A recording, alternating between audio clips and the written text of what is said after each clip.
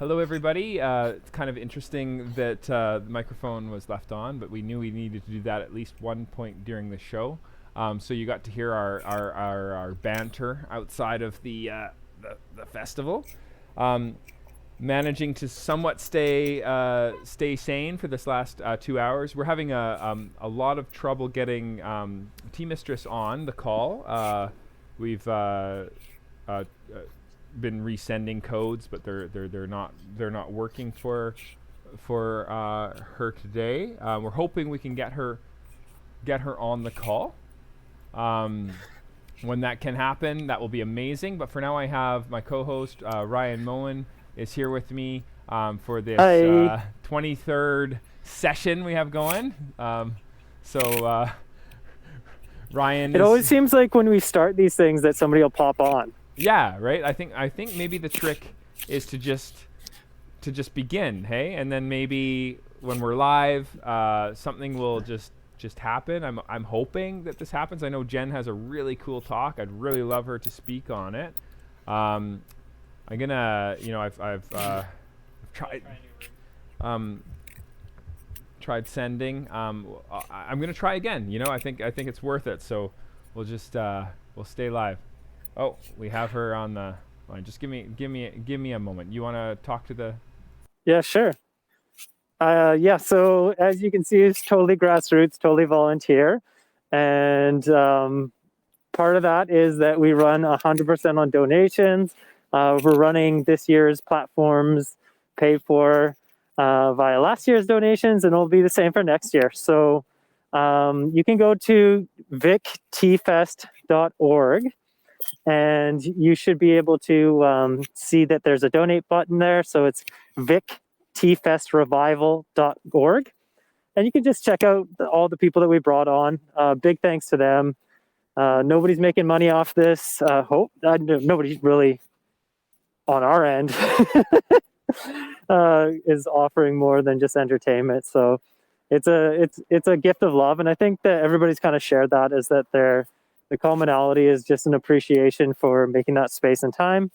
I don't know if I'd do 24 hours again, but well, hopefully Jared's mic is turned off. Oh, it is. Perfect. Yeah, so I'm just out making sure that my co-pilot, which is a four-legged friend, is taken care of, so that at least that's our biggest accomplishment for the day, is not falling asleep waiting for the call to come in. And I guess my big thing is not just killing time, but I came on as the novice, and I think that I learned more than anything that is the best place to come in, is the curious, the wanting to learn. Awesome. There you go. So hopefully you learned something too. Awesome. All right.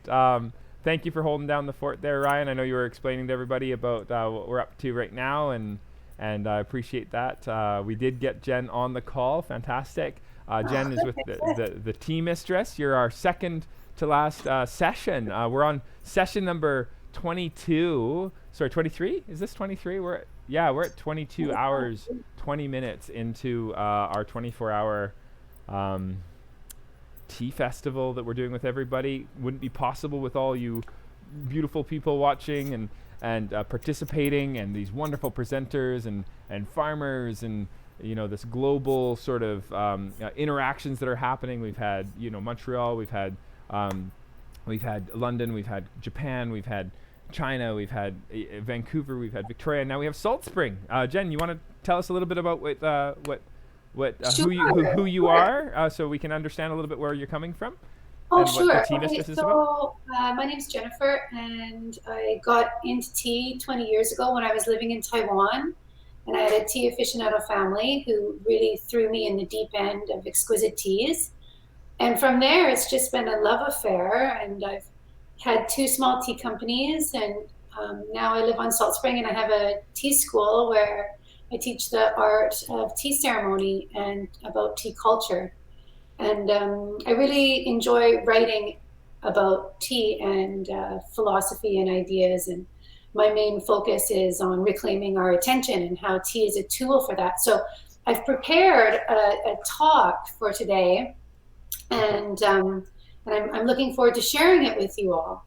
And I just want to say, Jared and Ryan, nice work. It's like you've really held the fort for 22 hours now. It's incredible. And I also want to thank Stephen and Kaylee and Micah for all their help as well, and everybody else who's been volunteering with the festival. And it's been really wonderful. And Salt Spring is on the land of the Quetsutan First Nation and the Tsao First Nation. So I just want to acknowledge that I'm living in their traditional territory, and am blessed to be here. And normally we'd be up at the tea house, but it's really windy today and quite stormy here. And so the power is really spotty, and I don't really get email up there unless I put an extension cable up, and which is a good thing, which you'll see with my talk here.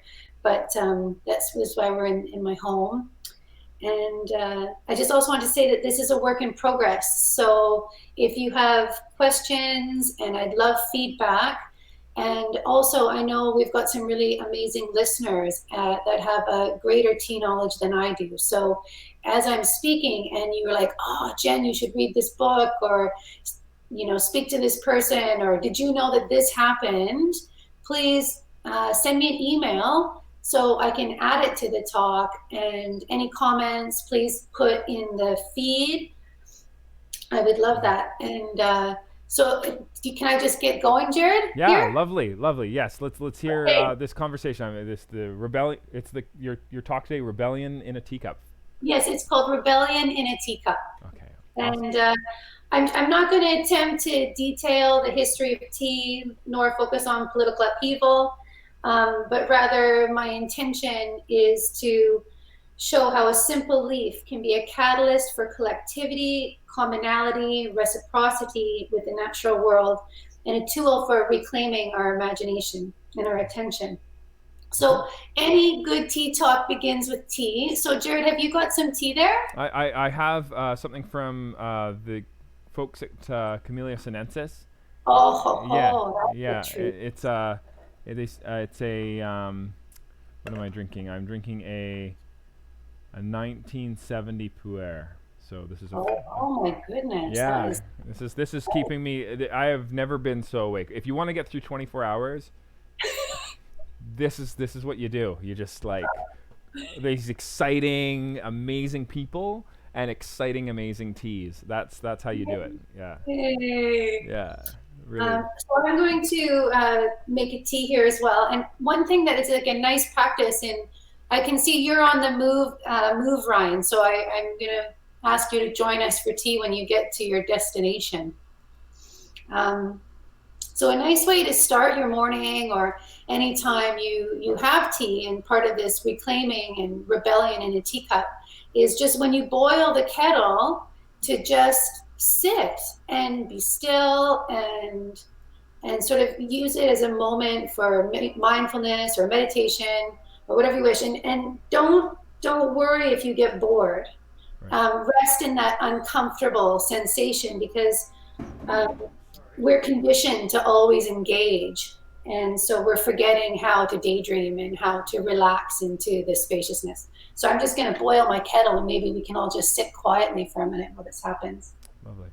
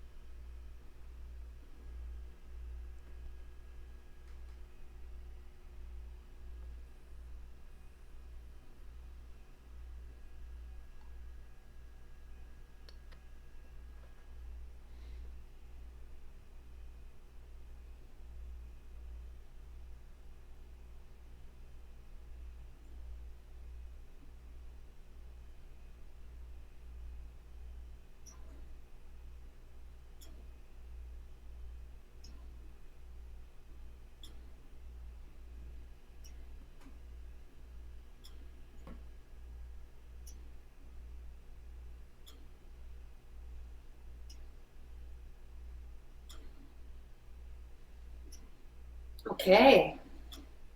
So it's winter here in Canada, so I'm going to be drinking a dark roasted tea because it's really warming for the body. And I'm having a roasted Taiwan yen from Mekong in Taiwan. And it's from one of my favorite farmers for when I go tea sourcing. And Chang Ming Fong is his name, and he's a third generation tea master. And he has a small 10-acre farm just north of Taipei in the mountains. And he lives there with his wife, his parents, and his 2 children. And he's been organic farming for 20 years.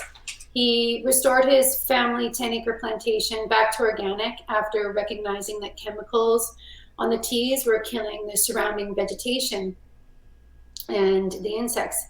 And he says that the key to our organic farming is to follow your intuition and to believe in what you're creating. Okay.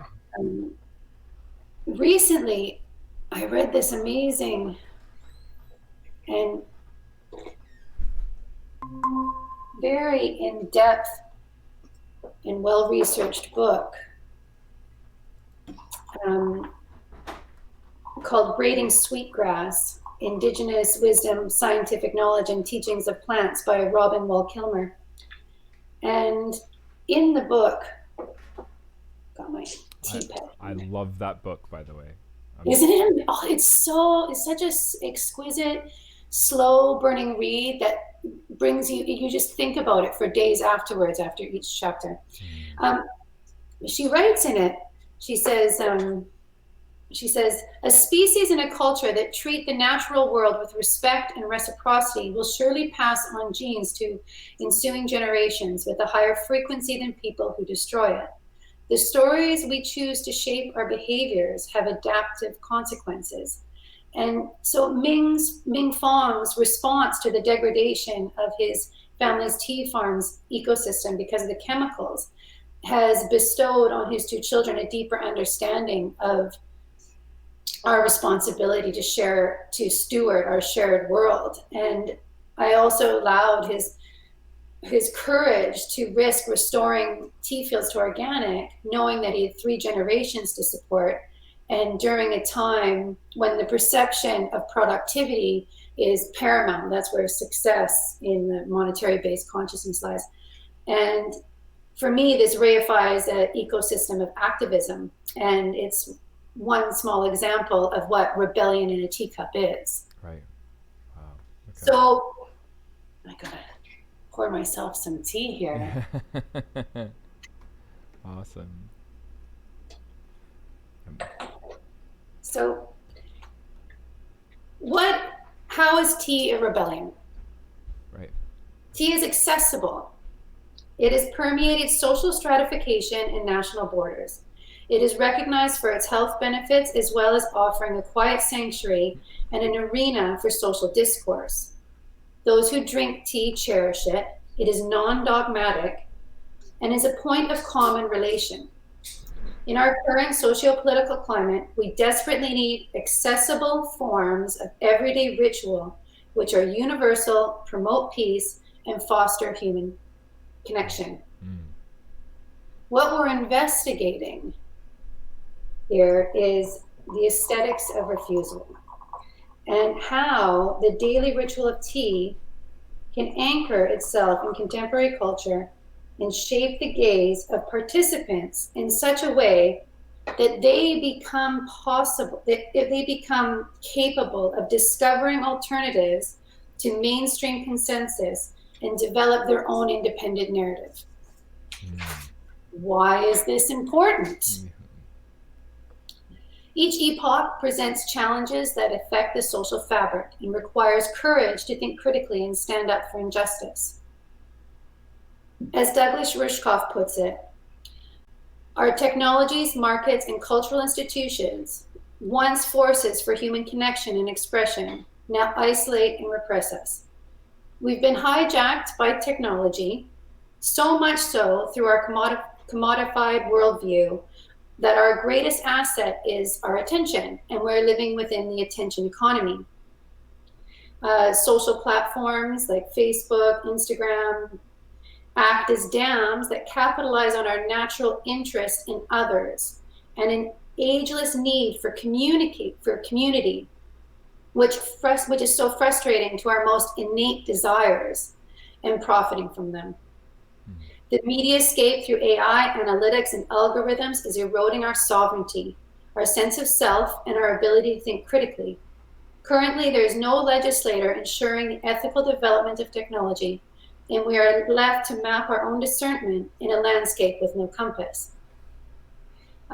James Williams, who works for the Center for Humane Technology, it's a really great website if you're interested in this. And afterwards, they put a lot of papers and amazing speakers together to talk about ethics in media. And so he wrote this, which really resonated with me and kind of made me take a step back. He says, "We experience the externalities of the attention economy in little drips. So we need to describe them with words of mild bemusement, like annoying or distracting. But this is a grave misreading of their nature. In the short term, distractions keep us from doing the things we want to do. In the longer term, however, they can accumulate and keep us from living the lives we want to live, or undermine our capacities for reflection and self-regulation. Thus, there is a deep ethical implication lurking here for freedom, well-being, and even integrity of the self." So this current mediascape has taken upon itself the responsibility of developing our social narrative and has become the main source defining our cultural perceptions. This results in extreme limitation to the varieties and qualities of self-reflection. In this climate, it is imperative to spend more time investigating what tools have the ability to train our intention and help us embody this human experience. Like drinking tea. Like drinking tea. Cheers. So how is tea a tool for reclaiming our attention? A basic daily tea ritual is an ongoing training to reclaim our attention. It has an innate quality that nourishes the body and mind. It creates spaciousness to sit with ourselves. And in that spaciousness, we can develop self-knowledge so that we can see through our biases and our perceptual distortions. Sitting with tea on a daily basis has the potential to build our capacity for sovereignty and come from a place that aligns with our values and virtues.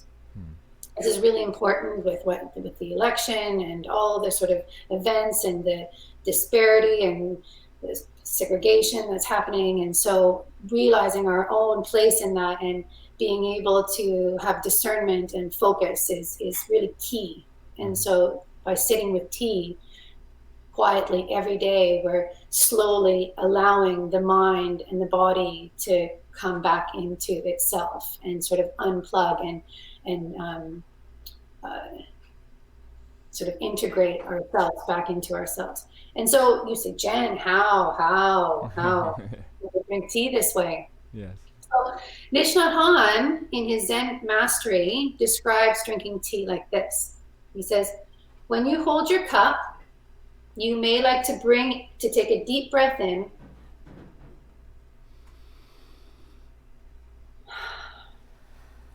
to bring your mind back to your body, and you become fully present.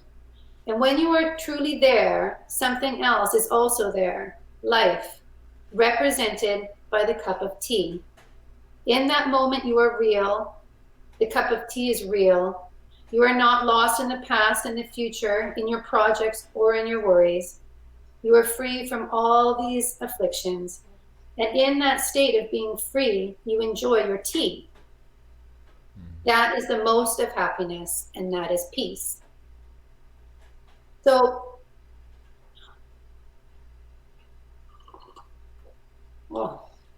such good tea.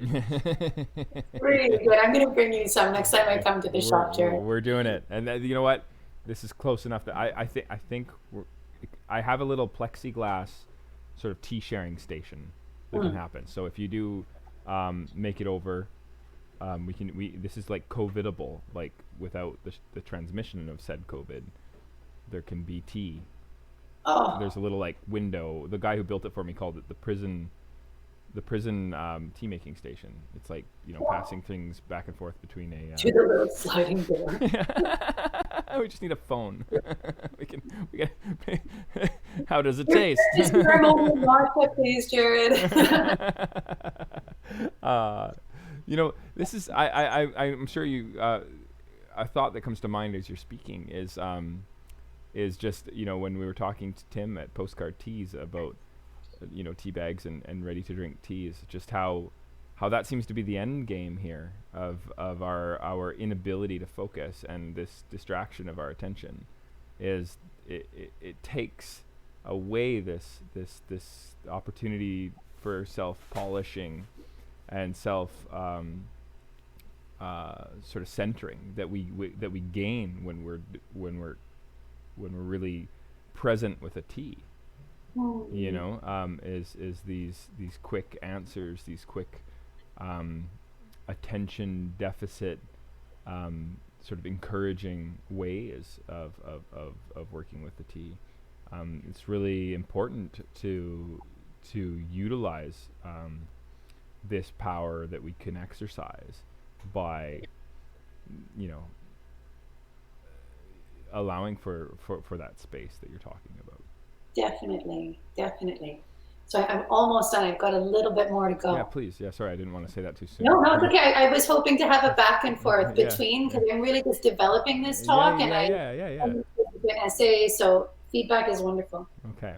So, in this liminal space, a space of presence and quiet reflection, we are able to cultivate our imagination and discover points of intervention, thus new forms of participation. So that's that saying of who was it that said it? It was Buckminster Fuller. He said, was it him who said you can't solve today's problems with the mindset that built them?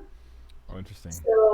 So with tea, when we sit in this quiet reflective contemplation, we maybe something will arise like, oh, this is a new way of looking at it. Or maybe,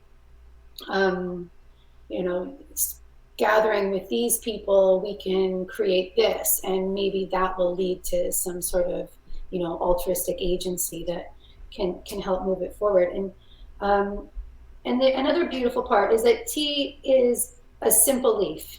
Right.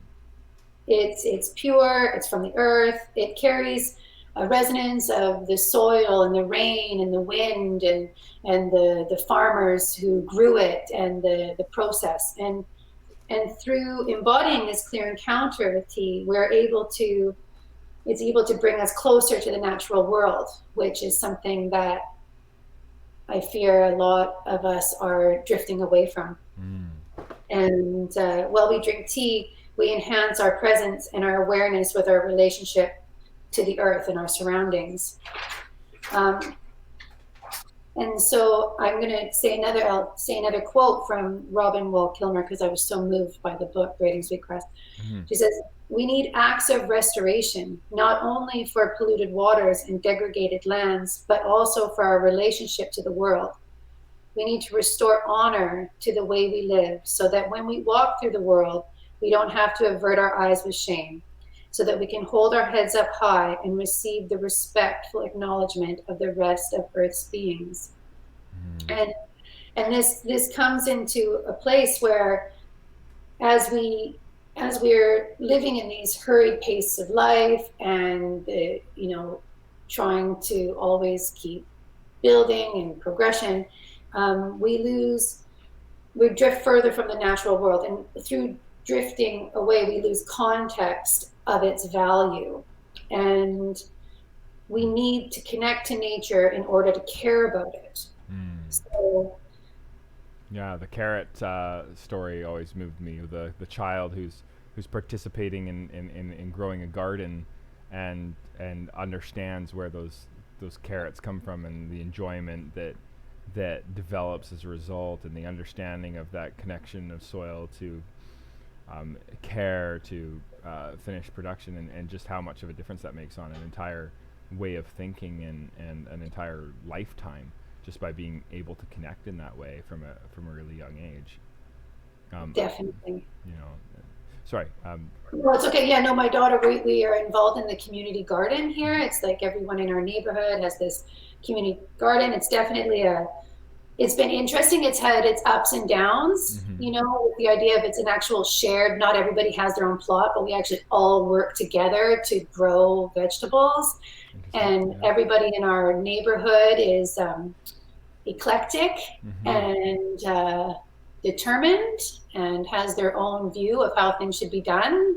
Right. But it's very humbling and inspiring to see people put their self aside for the betterment of the garden's whole. Interesting. And also how everybody really cherishes little Sia coming and helping and giving her the big shovel and that sort of nurturing of our children and the next generation and sort of instilling in them a sense of love for Gaia and for creating this, like, I'm going to love the earth, and through that the earth will supply me with carrots. Exactly, this reciprocity, this theme of this book is this giving and taking and contributing and receiving. And I love that book so much. One of the big takeaways for me was definitely it's about the sweetgrass, and a big takeaway for me was she was talking about how her students would get depressed because human beings are so damaging. I brought this up a little bit. I was actually referencing this book when I was talking to Shanna Cheng, and that was that people get depressed about how we are destroying the planet, but there's a role that we can play, and I didn't really go into much detail because there was two things that came to mind. One was the sweetgrass, that if as participants in nature, we stop harvesting the sweetgrass doesn't develop in the same way. The sweetgrass starts to get weak because it's not being harvested, and because it's not being harvested, it starts to weaken to the point where it cannot actually continue anymore, and it dies, and it is no longer around anymore. And there's a symbiotic relationship that develops over time. The sweetgrass needs us to harvest it. And when I was visiting Mandokoro with Miu, it was a theme that was brought up by the farmers there. They were like, these Zaidaishu, these ancient tea bushes, if we don't harvest them, they actually disappear. They weaken. They actually get to a place where they get overrun with the wild around them, and they no longer exist. I'm sure that's not true I know that's not true for all tea bushes, but it was such a profound thing, that this was so important in this area, that symbiotic human element, and with the sweetgrass in this book, that there is it was just so symbolic to me that there is a role that human beings play that's really important. You know what I mean? Nice, Brian. Yeah. Thanks for that. I just made a note. I'm going to hit you up later about that with some more details. Because that's in that particular book. It's this she speaks on that the sweetgrass book that you're referencing. I'm more referencing the ancient tea bushes that you were talking about. Mandokoro. Okay, yes, fantastic. Yeah, for certain. Really like that. So to finish this off, this small talk here, is I just want to say that this here at the tea festival, I'd like for everyone listening and at home and here, just that this is a call for contemplation. Okay. And a call for collectivity to come together as tea lovers and lovers of our planet, and let's commit as best we can to a daily tea ritual, be it a fresh autumn harvest from Mekong, or if you have a simple tea bag, black tea with your grandma, and you sit with her. It doesn't have to be fancy tea. It can be any tea. It's just about coming together or sitting on your own and having this quiet contemplation or connecting with another human being and creating that resonance and space together.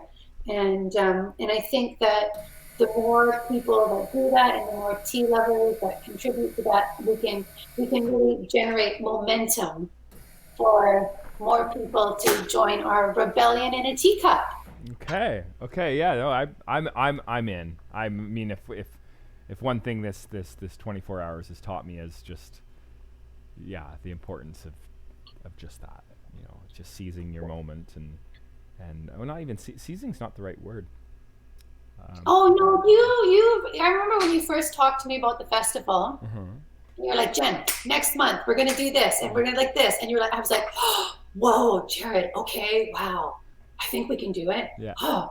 And then he was like, Ryan's in, and I'm like, okay, great, we got it covered, and we're good. Can you? And I was like, whoa, okay. And I didn't think that it couldn't be done, but I definitely was like, wow, these guys have really got determination and focus, and you've totally pulled it off. Here we are at hour 22. You're both still standing.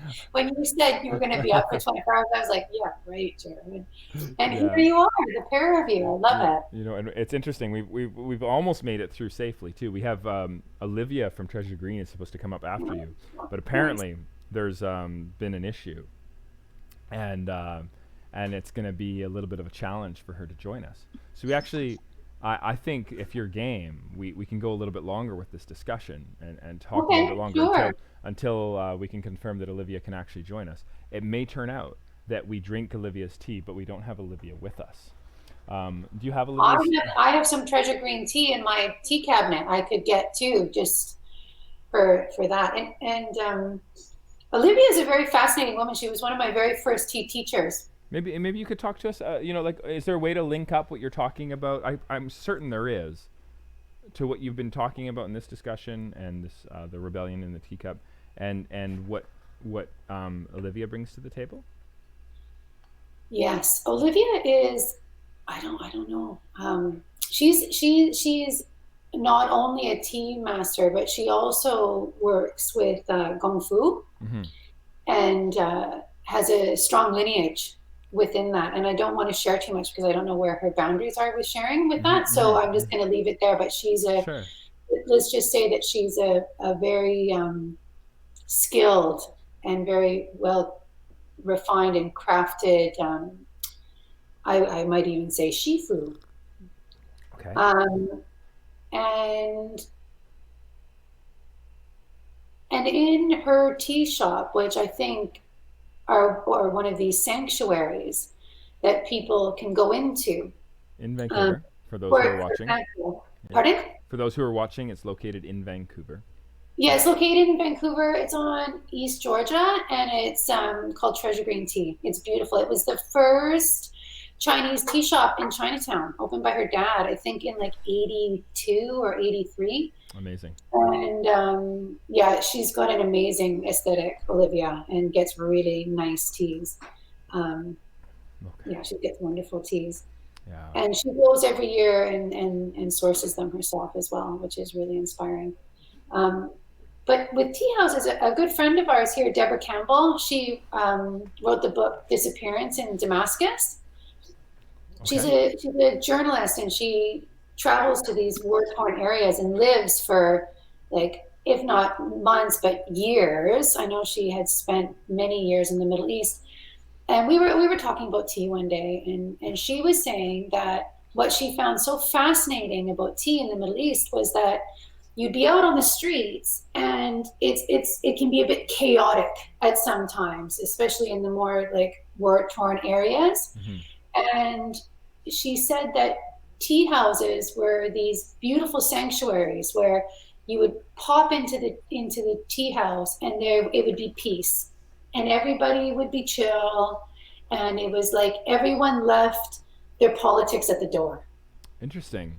Even though maybe it might be discussed, it was she said there was never any aggravation. There was always this, the tea house was a place of openness and for conversation and connecting. And politics at the door. I mean, there's some revolutions that have started at tea houses. It's interesting because there's it's often also a creative bridge for people to leap off and think of another society that they might want to pursue. But it's I wonder where I guess in the modern day it's also a place of comfort. It's a place to just kind of chill with some friends and interact and kind And of not take engage. a step Like back. I've never been to Camellia sinensis in Montreal, but my girlfriend Tracy goes there all the time, and she mentioned to me, and I thought this was such a beautiful idea, is you're not allowed to have any digital technology Mm-hmm. go in, and so you're forced to just communicate, Mm-hmm. which is lovely, or sit in quiet contemplation and drink your tea. But they also have a gong. I know the gong is so amazing. I think We need it. You know, Mike asked me, one of the volunteers here. He said, "Did you ask him about the gong?" Like, we didn't bring it up, but I'm glad that it's being brought up right now. It's so awesome, right? Like when the conversation gets a little bit out of hand in terms of volume, there's this this ring that's made to sort of bring things down a bit. A reminder that it doesn't need to be a loud space for us all to communicate. We just all need to make that shared choice to just chill. We can talk about the same things. We don't need to be aggressive and antagonistic about it. We can figure this out, right? Just kind of step back. Yeah, for sure. I did a lot of research and wrote a paper when I was in university on how tea survived Mao's Cultural Revolution. Okay. And what I found interesting was he, just keeping in the vein of tea houses here, is he had closed the majority of the tea houses, and he had left a small handful of them open, and they were mostly located in parks, and he renamed them like Red Road Tea House or Revolution Tea House, and I guess in this documentation I was reading that there was always sort of spies in the tea house. So because he closed them because he knew that these were places for people to gather and have conversations about political dissent, and so he had closed them all. And one bit of information after like digging that I found was so exciting is that in times when it was really challenging and difficult, people would still meet at the tea house, but would have this elaborate formation of teacups that they would use on the table to tell a story. Okay. Which I thought was so cool. And then there's the Wisteria Tea House in Taipei. Okay. Which is, if next time you are in Taiwan, I really recommend everybody going to check out the Wisteria Tea House. And it as well was built and was a home for artists and revolutionaries and story writers, and a place for political discourse, and where a lot of movements were held in when times were, when they still are, but with Chinese invading and separation, and that was a real hub in Taipei for that. And the tea house is still there, it's still open. They get beautiful artisan farmer direct teas, small batch, exquisite. So that's a really nice one. Yeah, huge desire to go to Taiwan, huge desire to go to China. Haven't made those trips happen yet. It's been Japan for me. Well, maybe we can do a trip where we can go to Japan for a stint, and you could lead the way, and then we can go to Taiwan and China, and I could lead the way. That would be amazing, Jen. That would be amazing. We're gonna take a short break here. I believe Olivia may be able to join us. Are you game to be a part of that conversation as well? Sure, honey. She is at school, and I've got a full pot of tea. Okay, awesome. So we're gonna break shortly, or for a little bit here, guys, who are watching. We'll be back at 11 o'clock, a little bit after 11, probably 11:05. We're just gonna try and see if we can't get Olivia on the call. If not, we are gonna continue this discussion with Jen, and we are gonna end the 24 hours. with style. So just just bear with us.